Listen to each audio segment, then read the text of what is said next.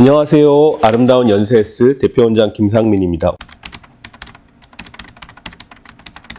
오늘 이번 시간에는요, 임신 중에 나타나는 피부 변화들 중에서 기미나 색소 침착 이런 거 중심으로 해서 한번 알려드리고 이에 대한 치료법, 대응법에 대해서도 한번 소개시켜 드려볼까 합니다. 우리가 임신을 하게 되면요, 호르몬이 되게 많이 변화가 생기잖아요. 그러니까 호르몬이 많이 요동을 치게 되죠. 그래서 이에 따라서 우리 생리적으로 우리 몸에서도 피부 쪽으로도 많이 변화가 나타나는데요. 우리 몸에 보면은 그러니까 유륜 같은 데 있죠. 여성분들 유륜 같은 데가 크기도 커지기도 하고 겨드랑이 같은 데, 그리고 회음부 같은 데, 그리고 임신선이라고 하죠. 그 배꼽 아래쪽으로 해서 일직선으로 이렇게 색소 침착이 나타나게 되는데요. 이런 것들은 환자분들이 당황하게 되죠. 그동안 겪어보지 못했던 일이 생기니까 당황하시는데, 대개는 출산 후에 호르몬이 다시 이제 여성 호르몬이 다시 안정화되면 이러한 현상들은 거의 정상으로 돌아가는 경우가 많습니다.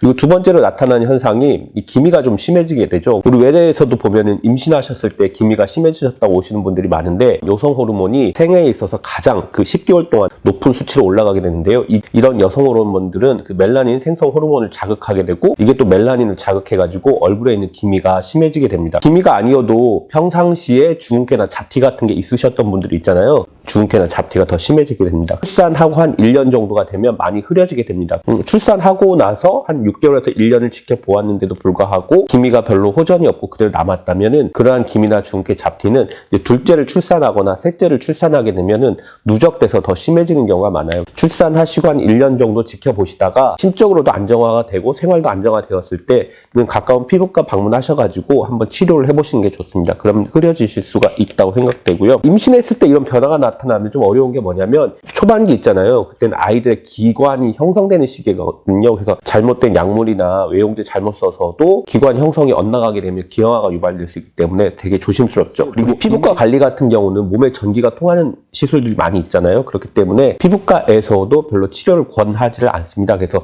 여러 가지 시술하기가 좀 그렇죠. 기미를 마땅히 치료할 게 없는데, 그렇다 보니까 그 시기가 좀 치료하기가 그렇고, 출산하시고 안정화되었을 때 그때 치료하시기를 저희가 권해드리고 있습니다. 임신하시고 나서 여드름 심해지시는 분들이 있어요. 호르몬이 높은 상태에서도 여드름이 유발될 수 있지만 되게 불규칙하게 요동칠 때도 이게 여드름이 날 수가 있거든요. 우리가 임신하게 되면 호르몬al 불균형이 되게 심해지기 때문에 이런 것들이 자극이 돼서 여드름이 심해질 수도 있고요. 입맛이 많이 바뀌죠. 그러니까 평상시에 안 드셨던 단당류 같은 거 많이 좋아하시는 분도 있고요. 밀가루 같은 음식 하게 되는 경우가 있어요. 그래서 이런 단당류나 밀가루 음식은 여드름을 좀 조장하게 되거든요. 오히려 임신 시에는 그 머리숱이 풍부해져 갖고 좋다고 하셨는데, 출산하고 나서 머리가 휑해져 갖고 오시는 분들 있죠. 임신 시에는 여성 호르몬의 영향으로 모발이 굵고 풍성하게 됩니다. 근데 출산하고 나면 호르몬이 원래대로 돌아오게 되잖아요. 그러면 이제 그때 안 빠졌던 머리들이 쭉 빠져가지고 많이 걱정하시는데, 이런 휴지기 탈모는 대개는 큰 문제가 없으면 원래대로 돌아옵니다. 한 1년 정도 지나면 돌아오는데, 우리 모발이라는 게 사실 빨리빨리 자라는 게 아니잖아요. 이것 때문에 병원을 방문하시면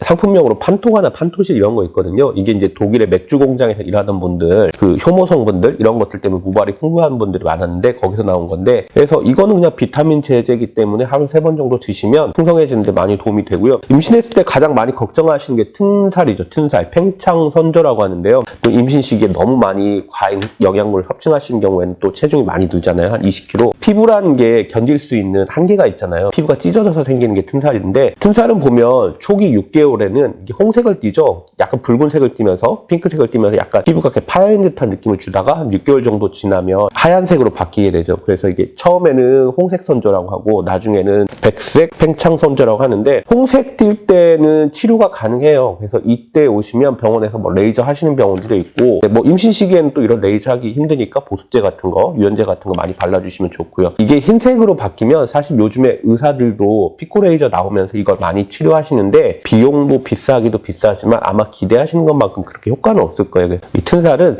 생기지 않도록 너무 과잉 영양 섭취를 해서 체중이 너무 많이 늘어나는 거는 막아주시는 게 좋고요. 아까 말씀드렸던 바와 같이 보습제 같은 거 잘 발라주시는 게 좋습니다. 임신 중에 심해진 기미, 원인과 대처법, 그리고 기타 피부 질환의 변화에 대해서 한번 알아보았습니다. 다음 이 시간에는 다른 주제로 찾아뵙도록 하겠습니다. 감사합니다.